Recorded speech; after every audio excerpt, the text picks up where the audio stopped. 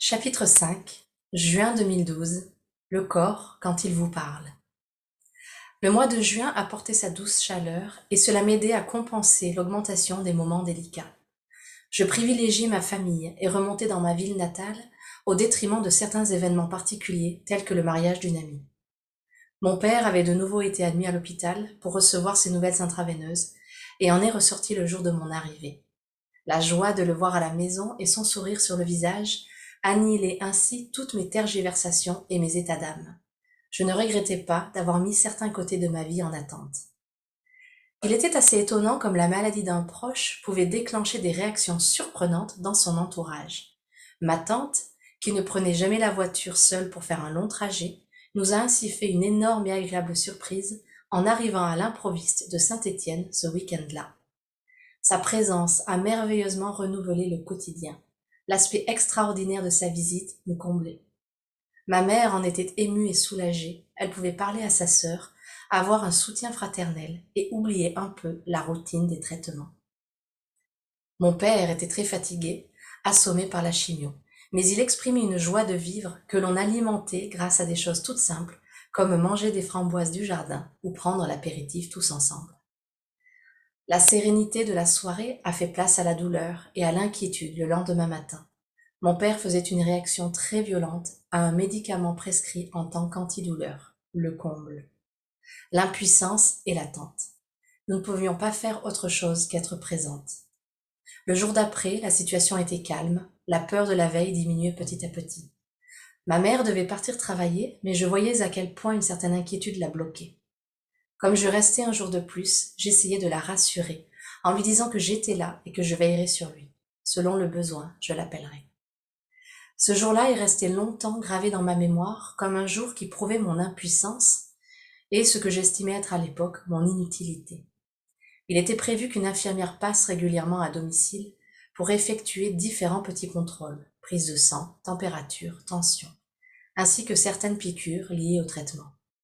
Ce lundi, elle s'est donc présentée le matin, peu de temps après le départ de ma mère. Malheureusement, la prise de sang ne s'est pas passée comme d'habitude avec fluidité. Comme elle n'arrivait pas à faire son positionnement sur les veines, elle s'est mise à triturer les vaisseaux. Mon père, encore anémié de son séjour à l'hôpital ainsi que de l'épisode de la veille, s'est soudain senti mal et a fait un malaise. Je me tenais à côté de lui, le soutenant et lui tenant la main. Mais petit à petit, j'ai moi-même commencé à tourner de l'œil. J'ai aidé mon père à se poser, puis je suis partie me chercher un verre d'eau.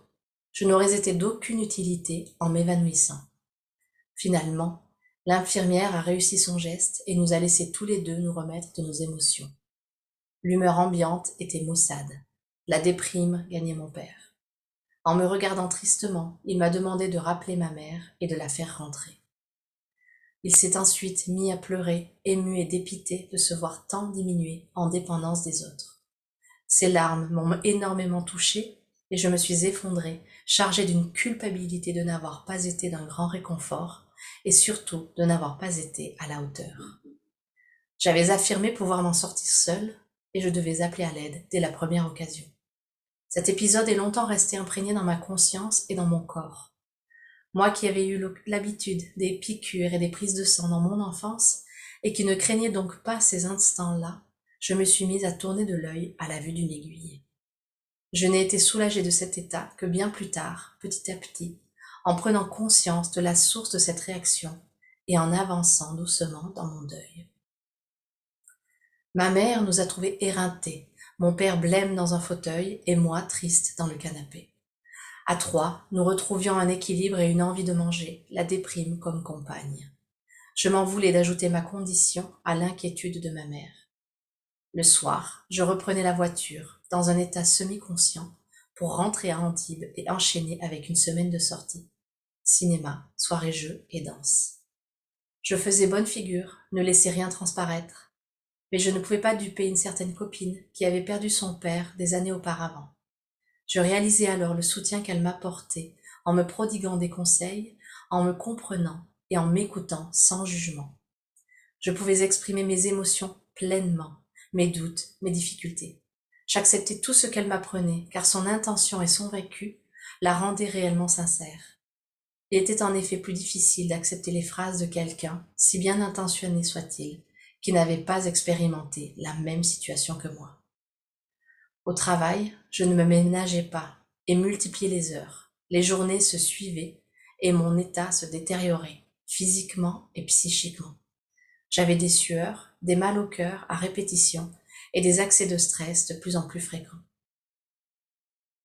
Quelques jours plus tard, mes parents descendaient à Marseille pour se faire suivre. Le dossier venait d'être transféré de Gap à l'Institut Paoli Calmette. La tumeur évoluait, mutait pour une forme agressive. À Marseille, fin juin, le mot greffe est ainsi prononcé pour la première fois. Une greffe, pour nous, était assimilée à espoir. On nous a alors demandé d'effectuer un test de compatibilité de la moelle osseuse, car après les traitements, mon père se trouvait en aplasie. S'ils ne pouvaient pas faire une autogreffe par des cellules prélevées avant le traitement, ils essaieraient de prendre parmi des donneurs compatibles. Alors que je profitais d'une soirée pour danser et vivre pleinement, mon père se faisait à nouveau hospitaliser à cause de douleurs et d'une anémie sévère. Je recevais cette information le lendemain, tôt le matin, par un coup de fil de ma mère. Elle était affolée, apeurée et appelée à l'aide. J'avais l'impression de vivre à l'envers l'épisode de la prise de sang, mais surtout de les avoir laissés tomber. Comment pouvais-je m'amuser, danser, rire, boire un verre alors que la situation était au plus mal? 1 heure plus tard, le téléphone sonnait à nouveau. Mon père me rassurait sur son état, m'informant de sa prise de morphine et d'une transfusion. Mais surtout, il m'ordonnait de ne pas remonter le voir. Le ciel me tombait dessus. Perdu, complètement perdu. Certains amis commençaient à s'inquiéter, mais je ne souhaitais pas ouvrir la porte à tous, je me confiais très peu. Ceux qui étaient dans l'intimité de mon histoire me conseillaient de prendre un peu plus soin de moi. Je ne pouvais envisager une telle éventualité, cela me paraissait insensé. Je parlais précédemment de cette dualité en tant qu'enfant. Quoi faire dans cette situation? Être présente ou vivre sa vie? Pouvait-on faire un peu des deux sans se perdre soi-même, sans y laisser son identité, sa santé physique et mentale? Combien de temps passions-nous à faire les yo-yo d'émotions? L'attente du résultat d'une analyse, puis l'euphorie de la bonne nouvelle, et finalement la déception et la déprime d'un contrôle non concluant. Si je décidais d'être présente, pendant combien de temps allais-je mettre ma vie en suspens? Si je décidais de vivre ma vie, allais-je regretter les moments perdus et n'allais-je pas me culpabiliser moi-même? Je ne pouvais qu'espérer ceci chez mes proches, l'abandon de tout jugement. Car la peur du regard des autres, ainsi que la peur du jugement, ne faisaient qu'aggraver mon état d'âme déjà à fleur de peau. Cette fois-là, je ne suis pas montée, je restais sur la côte. Je devais partir en Inde pour le travail 2 jours plus tard. Mon émotivité se décuplait, ma tête bourdonnait. De mon âme et de mon cœur, ma soif d'écriture a ressurgi. Je me remettais à écrire. Très peu, quelques phrases, quelques poèmes. Le début d'un renouveau, un soutien dans la tourmente.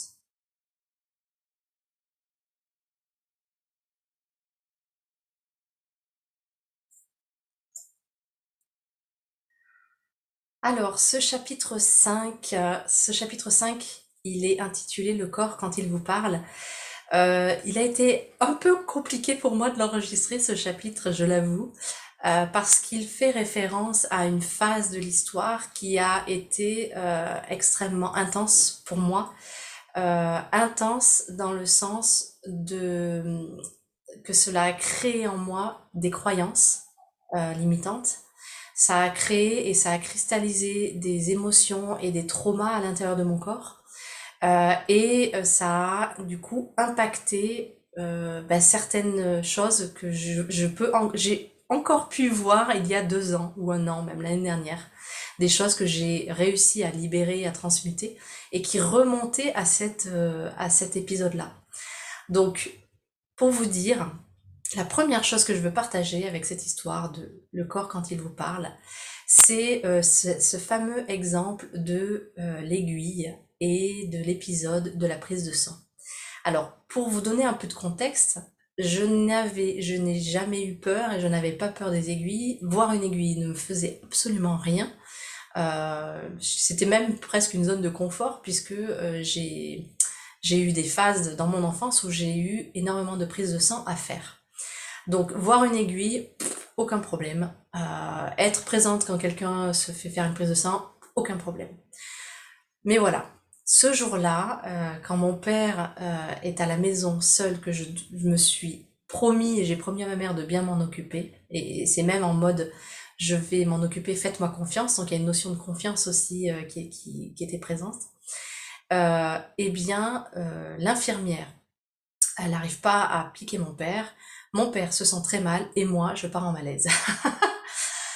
Ce moment-là, il est clé, puisque ce moment-là, il engramme en moi, à travers l'objet aiguille, le malaise, la nausée et tout un tas d'autres croyances qui sont l'inutilité, le fait de ne pas être à la hauteur, le fait d'être impuissante, la culpabilité, bon, le fait de ne pas pouvoir me faire confiance et que ma mère ne peut pas me faire confiance non plus. Enfin, tout un tas de croyances et de phrases que que je me mets à l'intérieur. Et comment est-ce que je sais que je les mets à ce moment-là, à l'intérieur de moi? Puisque à partir de ce moment-là, quand je commence à voir une aiguille, je tourne de l'œil. J'ai en fait la même réaction corporelle que j'ai eue à ce moment-là. Le corps, j'ai mis un certain temps à reconnaître sa beauté, sa magie et son ingéniosité, son intelligence. Le corps, il nous donne énormément de messages. Ça peut être de plusieurs types. Je vais parler de deux types de messages. Le premier type de message, c'est des informations d'un point de vue émotionnel et d'un point de vue croyance, c'est-à-dire que le corps intègre et cristallise à l'intérieur, à un endroit donné, une réaction émotionnelle, quelque chose, un trauma, quelque chose qui fait que la circulation d'énergie se stoppe et fait en sorte que, eh bien, voilà, la réaction c'est je me sens mal, mais ça peut arriver, on peut même aller jusqu'à tomber malade ou avoir des problèmes de circulation ou avoir des douleurs qui montent, on ne sait pas pourquoi, mais il y a une douleur qui monte dès qu'on se retrouve dans une certaine situation ou dès qu'on se trouve en présence d'un certain objet ou d'une certaine image. Tout ça pourquoi? Parce qu'il il y a un lien qui est fait entre ce que je vois, ce que je ressens, le corps qui engramme la chose et l'inconscient. Donc c'est tout un jeu, tout un lien entre tout ça.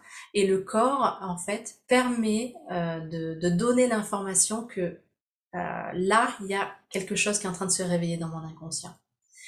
Donc, au moment où ça s'engramme, émotionnellement, en fait, je ne laisse pas passer. Déjà, j'ai pas conscience et je ne laisse pas passer, je ne transmute pas les émotions et toutes ces croyances et toutes ces peurs qui se jettent sur moi, enfin que j'intègre à l'intérieur de moi. Donc c'est la première phase, c'est le corps engramme. Et ensuite, quand le corps se retrouve, quand je me retrouve dans la situation, par exemple la vue d'une aiguille, là mon corps se réveille, l'émotion se réveille et j'ai une réaction corporelle qui me fait ressurgir quelque chose. Ça, soyez attentif à ça quand le corps vous parle de cette manière-là, parce que c'est le meilleur moment pour aller transmuter une émotion qui est restée bloquée à l'intérieur du corps et pour refluidifier en fait toute la circulation énergétique. C'est assez fantastique parce que à partir du moment où on prend conscience de pourquoi est-ce que j'ai cette réaction corporelle, et que je vais libérer ou transmuter cet événement, cette croyance, eh bien ma vie est transformée puisque je peux vivre de nouveau de manière normale. Exemple, quand j'ai pris conscience de pourquoi quand je voyais une aiguille, je me sentais mal, je suis allée faire un travail énergétique, émotionnel et mental par rapport à ça. Et bien, et maintenant, je peux voir une aiguille, je peux assister, je peux même me faire une prise de sang. C'est ok. Donc quelque chose qui, en gros, ça allait très bien. Après, pendant 8 ans, catastrophe. Impossible de regarder une aiguille. et maintenant je peux de nouveau. Là, l'aiguille, c'est un exemple parmi tant d'autres, mais ça peut même aller jusqu'à des réactions sur certaines allergies, par exemple, certaines allergies, où on associe en fait le moment de l'année à un événement traumatique ou un événement émotionnel, et donc le corps fait ressurgir l'exutoire en fait de ok, là j'ai un rappel qui me remet un petit peu dans la même condition qu'il y a 20 ans. Donc ça c'est le premier aspect du corps qui nous parle. Le deuxième aspect du corps qui nous parle, qui me tient beaucoup à cœur, c'est quand notre essence, notre âme nous parle et nous envoie des messages. Le corps est un magnifique transmetteur de ces messages. Le corps, il est capable, donc certaines personnes vont avoir des visions, enfin voir dans des images, des visualisations. D'autres personnes vont avoir les messages de manière corporelle. Par exemple, le cœur qui s'ouvre, le corps qui se réchauffe, le dos qui chauffe, des petits tremblements dans les pieds, des petits tremblements dans les mains, quelque chose de corporel qui donne une information. Moi, dans ma pratique maintenant énergétique, je sens et je sais quand quand je reçois certaines informations qui sont à suivre ou des mises en garde, parce que mes réactions corporelles vont être différentes dans le premier cas ou dans le deuxième. Donc le corps, quand il vous parle, le corps, j'ai mis un certain temps à reconnaître et à aimer mon corps.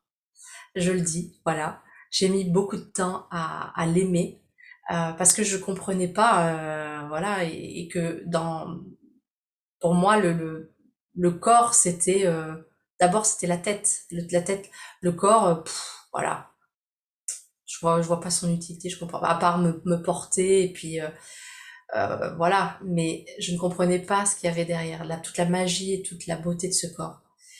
Maintenant, en fait, quand je suis attentive aux informations qu'il donne, aux messages qu'il me transmet, à ce qu'il me permet de faire, de toucher, de goûter avec les sens notamment, c'est absolument fantastique le monde qui s'ouvre grâce à l'interaction du corps physique. La deuxième chose dont je voulais parler, c'est la notion de réaction de l'entourage.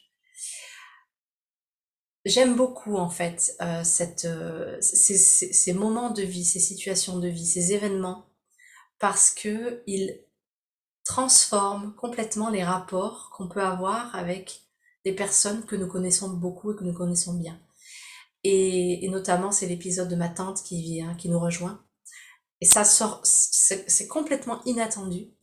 Et c'est fantastique parce que euh, cet épisode-là, c'est un épisode d'une lumière extraordinaire pour ma mère, pour mon père, pour moi, même pour ma tante, je pense. Cette lumière extraordinaire de je suis là pour vous, la présence. Et en fait, il n'y a pas besoin d'être présent sur une grande durée. Juste à ce moment-là, savourer la présence de la personne qui vient, qui est là. Et peut-être ça dure 2 jours, et peut-être ça dure 20 minutes, et peut-être ça va durer 3 ans. Mais en tout cas, la notion de cette présence dans une pureté absolue est absolument fantastique.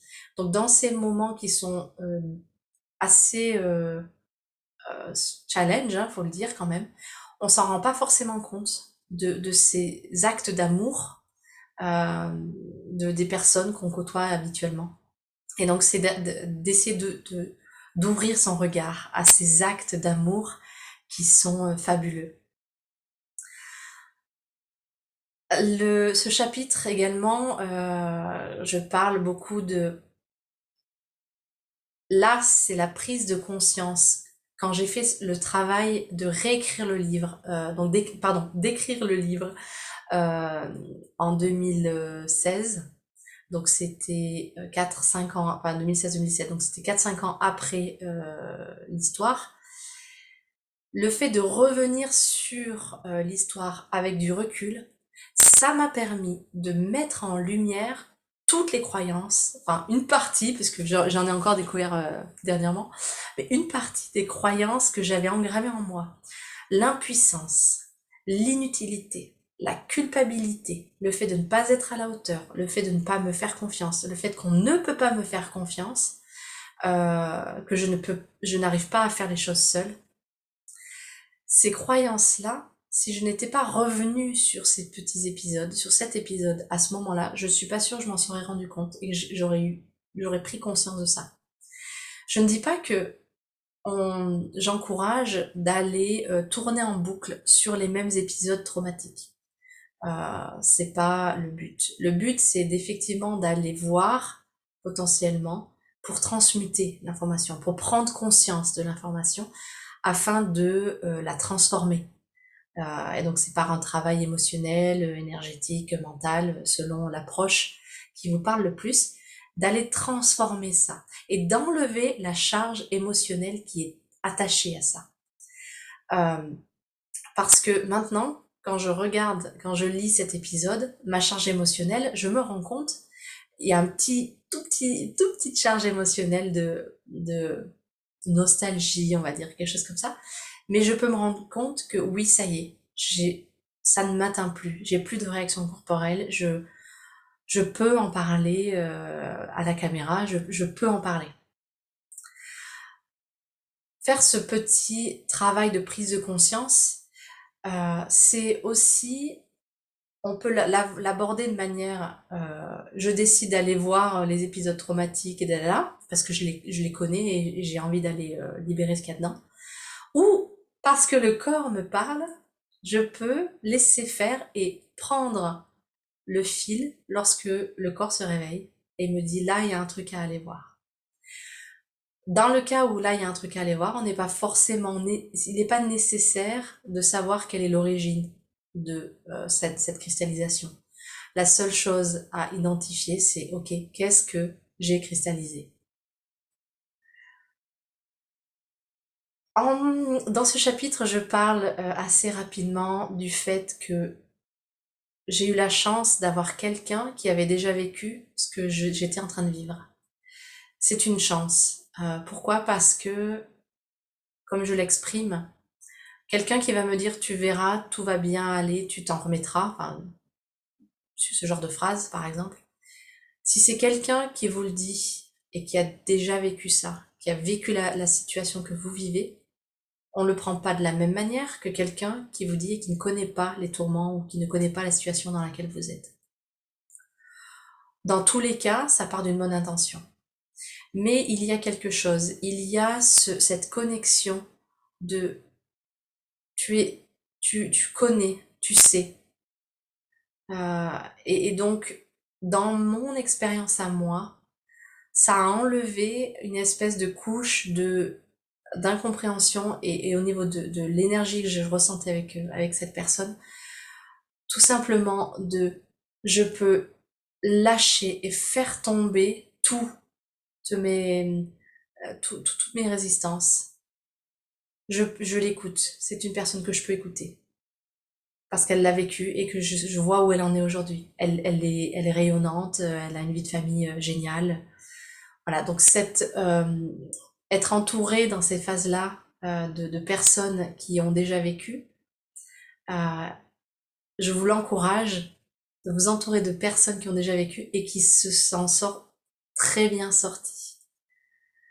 Dans cette phase, on rentre dans une phase assez douloureuse, assez particulière, entourez-vous de personnes qui ont vécu ce que vous êtes en train de vivre et qui s'en sont formidablement bien sortis, afin que ça vous élève, que vous voyez que oui, vous allez passer à travers des moments un peu douloureux, mais oui, il y a une lumière au bout du tunnel et oui, vous allez vous en sortir puisque vous avez un exemple devant vous qui s'en est très très bien sorti.